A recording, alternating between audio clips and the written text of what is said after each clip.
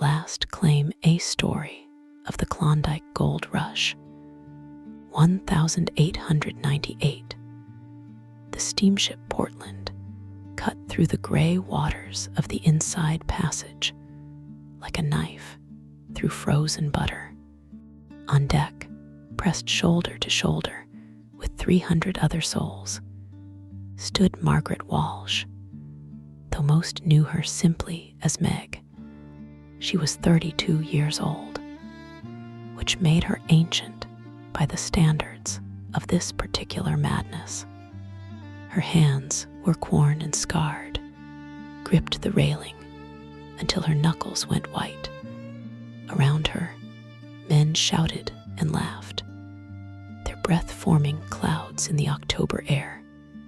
They spoke of fortunes, of nuggets the size of eggs, of creeks where gold lay thick as autumn leaves. Meg said nothing. She had learned long ago that silence was a woman's best armor in a world of men. In her canvas pack lay everything she owned: a pickaxe, a pan, a tent, matches wrapped in oilcloth, dried beans, flour, and a photograph of her daughter, Sarah, dead these 2 years from fever. The photograph was wrapped in the same oilcloth as the matches. Both were precious. Both could save her life, though in different ways. Skagway was chaos given form. The town, if it could be called such, sprawled across the tidal flats like a disease. Tents and hastily constructed shacks lined streets that were more mud than earth. The air stank of human waste, wood smoke, and desperation. Meg shouldered her pack and pushed through the crowds. Men eyed her, some with suspicion, others with interest. She had no intention of returning. A woman alone was either a prostitute or insane. She had been called both and worse. Need a guide over the pass, ma'am. A boy, perhaps 16, stepped into her path. His face was still soft with youth, but his eyes had already seen things that aged him. Chilkoot or White Pass, I know 'em both. How much? $50. American. Robbery, but everything here was robbery. Meg nodded once. Chilkoot, we leave at dawn.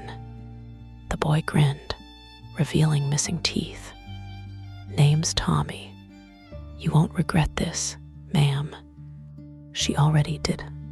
The Chilkoot Pass was a vertical hill 33 miles long. Meg joined the line of men, climbing what they called the Golden Stairs. 1,500 steps cut into ice and snow, ascending at a 45-degree angle. Each climber carried 60 pounds of supplies. The Canadian Mounties at the summit demanded each prospector bring a ton of goods, enough to survive a year. That meant 30 trips up and down this frozen ladder. Her legs screamed. Her lungs burned in the thin, cold air. Men around her wept openly, cursed God, turned back. One man, 3 places ahead in line, simply sat down in the snow and refused to move. The line stepped over him and then around him, and by the time Meg passed, his eyes had already taken on the glassy look of the freezing. She didn't look back. Tommy appeared beside her at the summit, his boyish face gray with exhaustion. 12 more trips, ma'am. Then we're through. 12 more trips. Meg nodded and started back down. Lake Bennett was a forest of canvas and raw lumber. Thousands of prospectors, having survived the pass, now faced a new challenge: building boats to carry them 500 miles down the Yukon River to Dawson City and the goldfields beyond. Meg had never built a boat. She had never done many things she now found herself doing. She traded a week's bacon ration for help from a Swedish carpenter named Olafsson. Together, they constructed a flat-bottomed scow from green lumber, 12 feet long, 4 feet wide, enough to hold her supplies and her life. "She won't be pretty," Olafsson said, driving in the final, "but she'll float. Probably isn't good enough." The Swede shrugged. "Probably is all you get out here." The ice on Lake Bennett broke on May 29th, 1898. 7,000 boats launched that day, a armada of desperation heading north. Meg's scow was one of them. The Yukon River was beautiful and merciless. For 3 days, Meg navigated relatively calm waters, her arms growing strong from the oars. She passed the wrecks of boats that had launched before her, splintered wood on sandbars, canvas caught in riverside trees. She didn't think about the men who had built them. Then came Miles Canyon and the Whitehorse Rapids. The water turned white and angry. The scow bucked like a living thing. Meg gripped the oars, trying to steer. But the river had its own plans. The boat spun sideways. Water poured over the sides. Her supplies shifted dangerously. A rock appeared ahead, black and jagged. Meg threw her weight against the oars. The scow scraped past with inches to spare, wood screaming against stone. Then she was through, soaked and shaking, but through. Behind her, she heard the crack of wood breaking, and a man's scream cut suddenly short. She didn't look back. Dawson City rose from the confluence of the Yukon and Klondike rivers, like a fever dream made real. 20,000 people, where a year before there had been nothing but wilderness. The street's Front Street, 2nd Avenue, 3rd ran with mud so deep it swallowed dogs whole. Men built on permafrost that shifted and tilted buildings like a child's toys. Meg sold her scow for $30 and walked into town with her pack and her determination. The good claims were gone. She knew this before she arrived, but knowing and accepting were different things.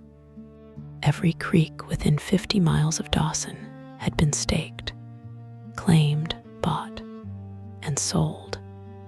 Men who had arrived just months earlier were now wealthy beyond imagining. Men who arrived with Meg would find nothing, but there were always rumors. A new strike, a overlooked valley, a creek that ran yellow with gold. In a saloon that night, one of 70 in Dawson, Meg heard about Moose Creek. The man who told her about Moose Creek was dying. His name was Patterson, and he had the gray pallor of advanced scurvy. His teeth were loose in his head, his gums black with disease. 40 miles northwest, he whispered, his breath rank. Nobody's staked it, because nobody knows it exists. I found it last fall, but winter came and I didn't make it back out before freeze up. Why tell me? Meg asked. Patterson smiled, and it was a horrible sight. Because I'm dying, and I'd rather someone find it than let it go to waste. Because you're the first person I've seen in this godforsaken place who looks as desperate as I feel. He drew a map on the back of a playing card, the Queen of Spades. His hand shook so badly, the lines wavered and blurred. There's a cabin, he said. Built it myself, stocked it for winter, never got to use it. What do you want in return? A Christian burial. Don't let them throw me in the permafrost with the rest. Meg looked at the dying man. She looked at the map. She nodded once. Patterson died 3 days later. Meg kept her promise. Meg left Dawson on June 15th, 1898. She carried 60 pounds on her back, her tent, her tools, food for 3 weeks, Patterson's map, and hope. The forest swallowed her whole. There were no trails where she was going. She navigated by compass and instinct, following Patterson's shaky directions. The mosquitoes were biblical in their numbers, forming clouds so thick she breathed them in. Her face swelled with bites until her eyes were nearly shut. She walked for 8 days. Her food dwindled. Her boots fell apart, and she bound them with wire. She forded ice-cold streams that numbed her legs and nearly swept her away. She saw a grizzly bear at 30 yards and stood absolutely still while it sniffed the air, and decided she wasn't worth the trouble. On the 9th day, she found Moose Creek. The creek was perfect. It ran clear and cold from the mountains, tumbling over rocks worn smooth by centuries of water. The valley was narrow, protected from the worst winds by steep ridges on either side, and there, barely visible among the trees, was Patterson's cabin, a small, sturdy structure of notched logs with a sod roof. Meg dropped her pack and waded into the creek. The water was so cold it burned. She bent down, filled her pan with gravel and water, and swirled it according to the technique she had practiced 1,000 times in her mind. The lighter material washed away. What remained was black sand, and gleaming like a promise, 3 small flakes of gold. Her hands trembled. She panned again. More gold. And again. And again. Patterson had been telling the truth. The cabin was better than she had any right to expect. 1 room, 12 feet by 12, with a cast iron stove, a bunk built into the wall, a table and chair. Patterson had stocked it with supplies: canned goods, flour, dried beans, coffee, lamp oil, matches. A dead man's supplies. She tried not to think about that. Meg spent the rest of June establishing her claim.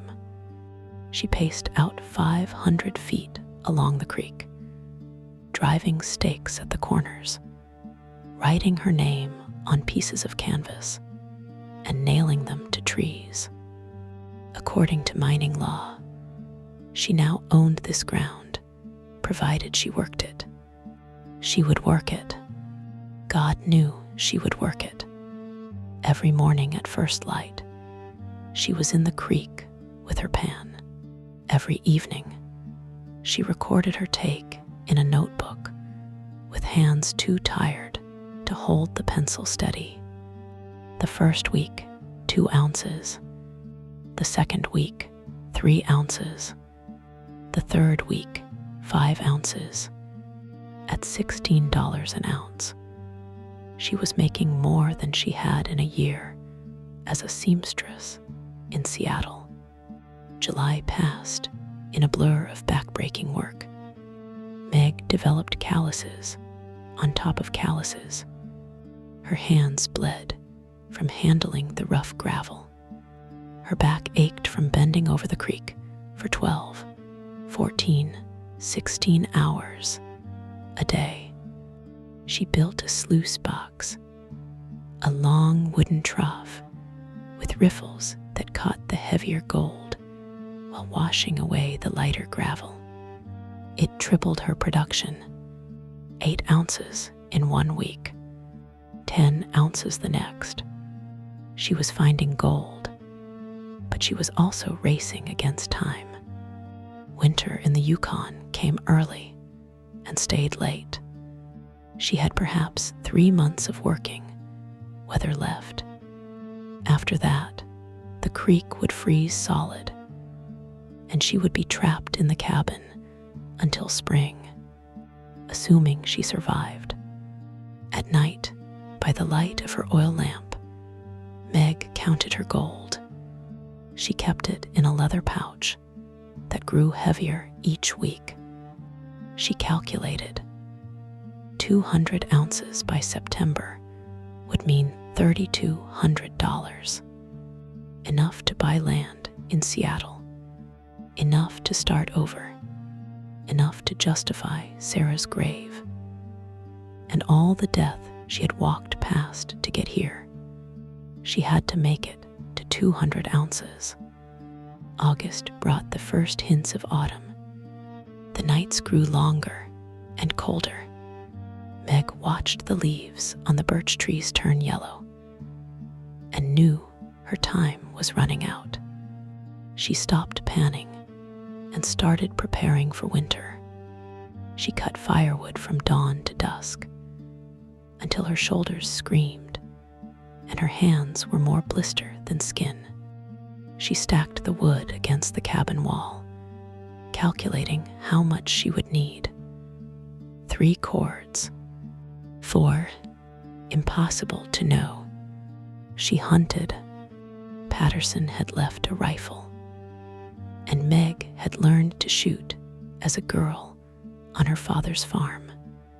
She killed a moose, a massive bull that dressed out to 600 pounds. She butchered it methodically, hanging the meat in the cold shadows on the north side of the cabin, where it would freeze and keep.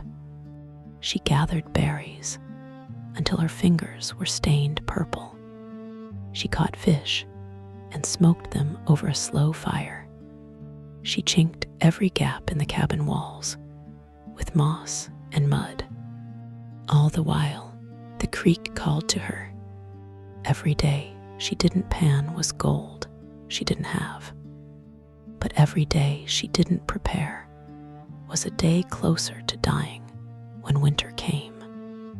The first snow fell on September 3rd. Meg woke to silence, the peculiar, muffled silence that only fresh snow can bring. She stepped outside and found the world transformed. 3 inches of white covered everything, softening the harsh edges of the wilderness. The snow melted by noon, but the message was clear. Winter was coming. She returned to the creek with renewed desperation. The water was colder now, painful to work in for more than an hour at a time. Her hands turned blue, then white, then stopped having feeling at all.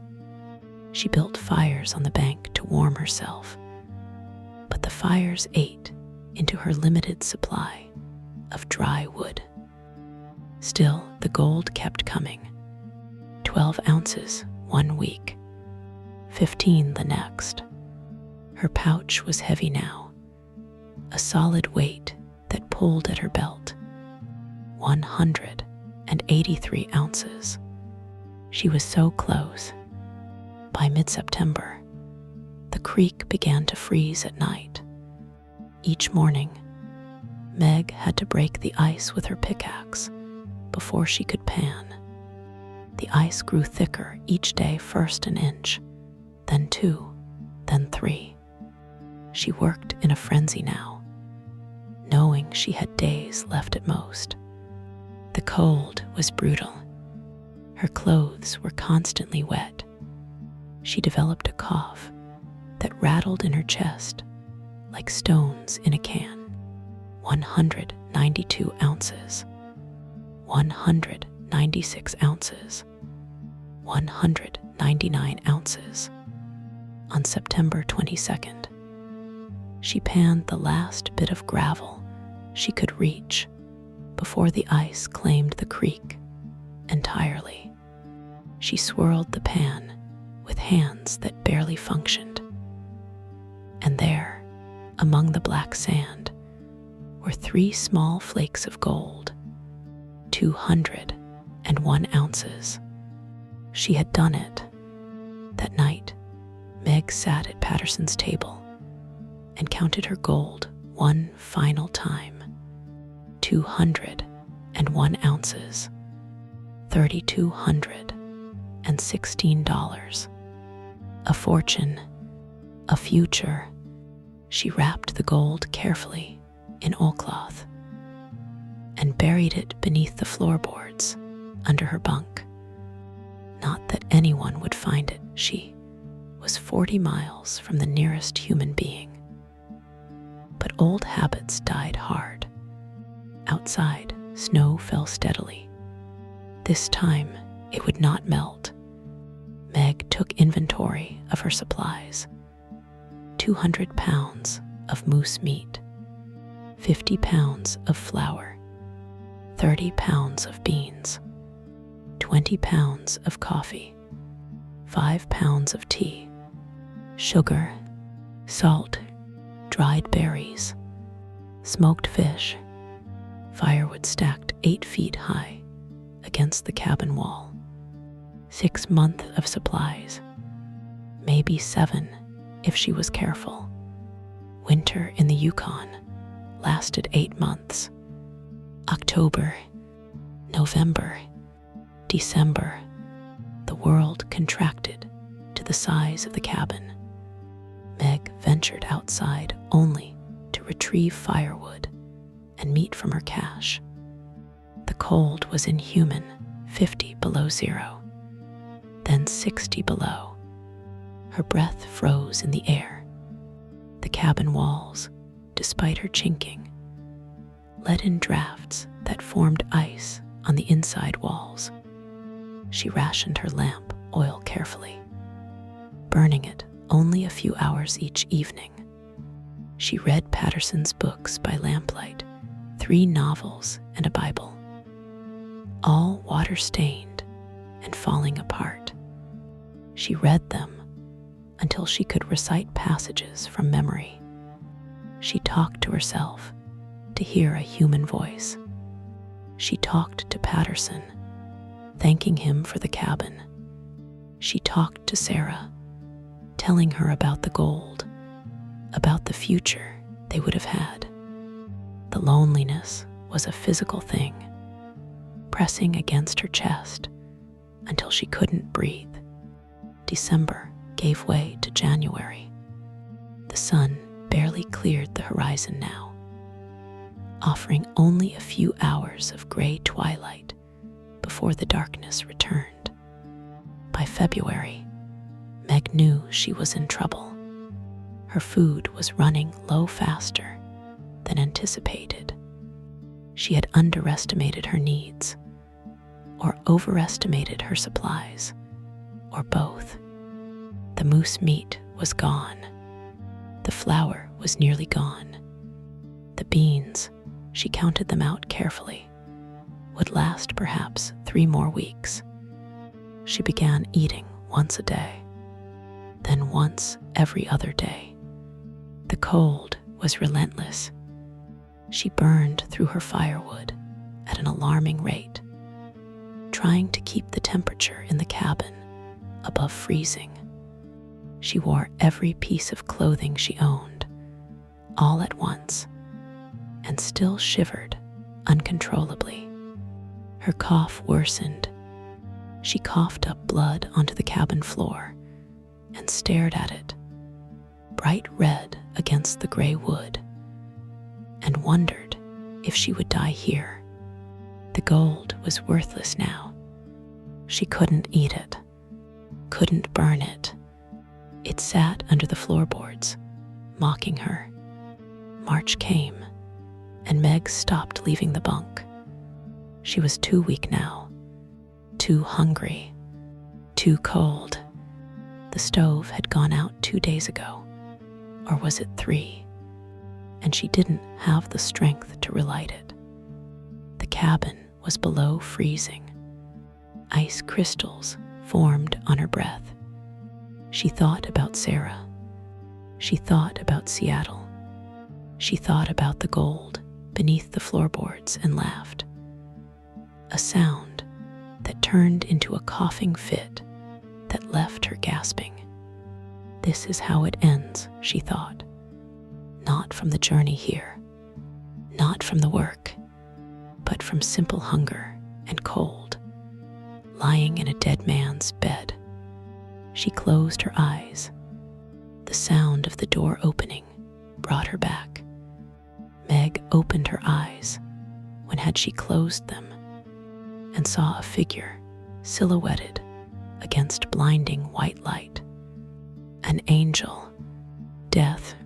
Jesus Christ, a man's voice said. There's someone alive in here. Not an angel. A prospector. 2 of them, as it turned out, heading to Dawson after a winter trapped elsewhere. They had seen her smoke. No, there was no smoke. The stove was out. They had seen her cabin and stopped to investigate. They fed her carefully. Warm broth, small pieces of bread. Too much food too fast could kill someone as starved as she was. What are you doing out here alone? One of them asked, a bearded giant named Carson. Meg tried to answer, but her voice wouldn't work.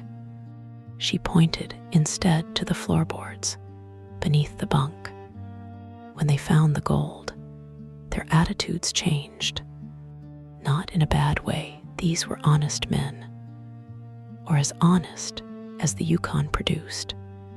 But there was respect now, and something like 200 ounces, Carson whistled.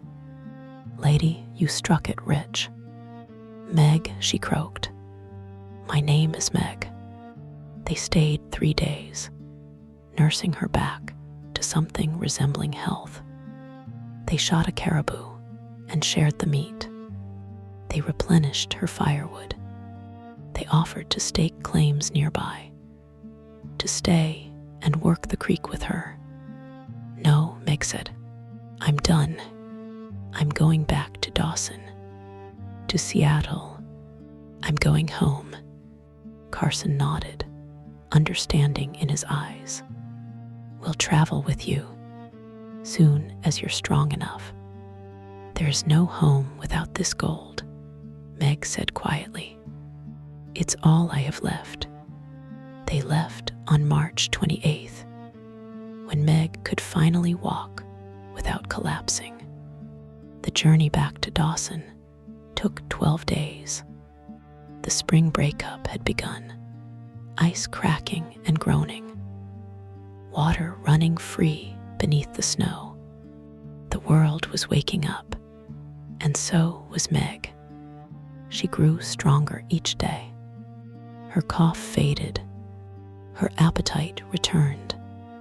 Carson and his partner, a quiet Swede named Lindstrom, treated her like a sister, protective and respectful.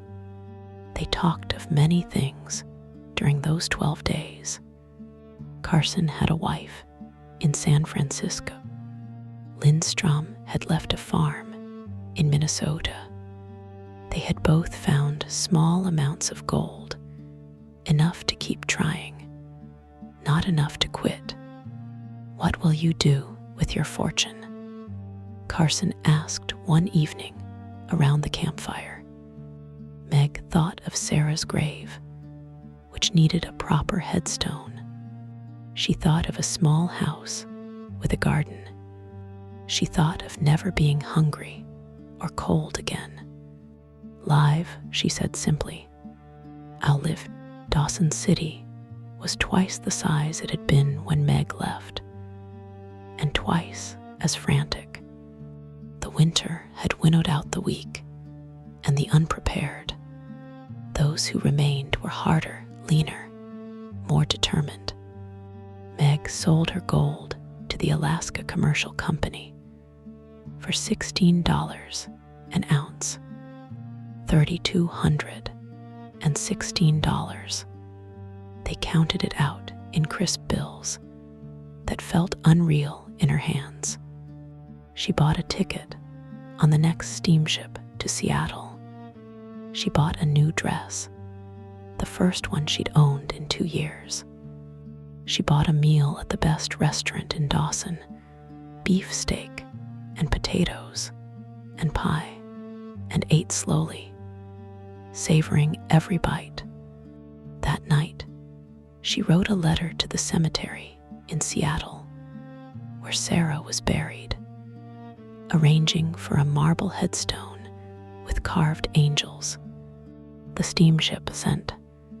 Michael departed on April 15th, 1899. Meg stood at the rail as Dawson receded behind them. She thought of Patterson, buried in the permafrost. She thought of the cabin, which someone else would find and claim. She thought of the gold that still remained in Moose Creek, waiting for the next desperate soul.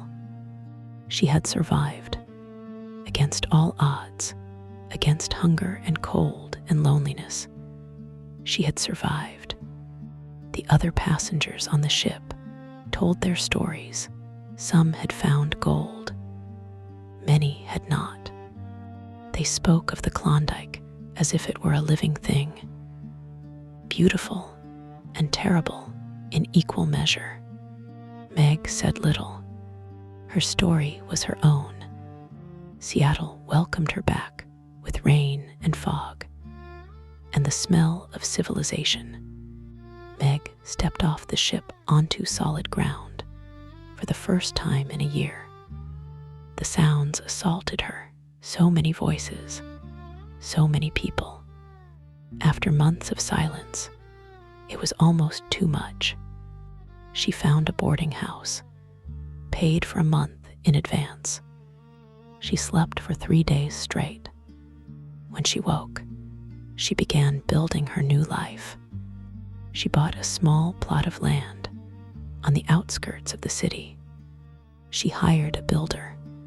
She planted a garden, vegetables and flowers, things that grew in soil that wasn't frozen.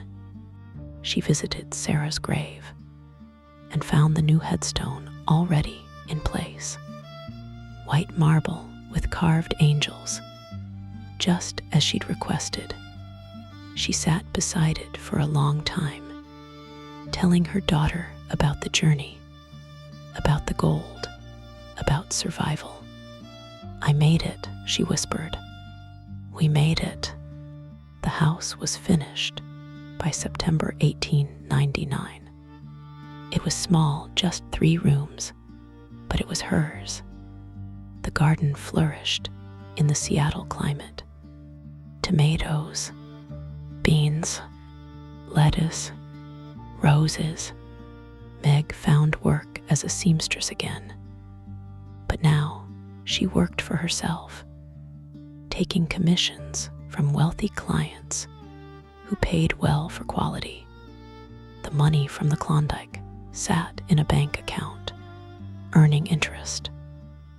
A safety net she would never take for granted. Sometimes, late at night, She would take out Patterson's map. She had kept it. That battered Queen of Spades. She would look at his shaky handwriting and remember the cabin, the creek, the endless white silence of winter. People asked if she regretted going to the Klondike, if it had been worth it. Meg would look at her house, her garden, her independence. She would think of the woman who had boarded the Portland 2 years earlier, desperate and grieving, with nothing to lose. That woman was gone. In her place stood someone who had walked through hell and come out the other side carrying gold. Yes, she would say, it was worth it, and she meant it. The end. Thanks for listening to the end. Bye-bye.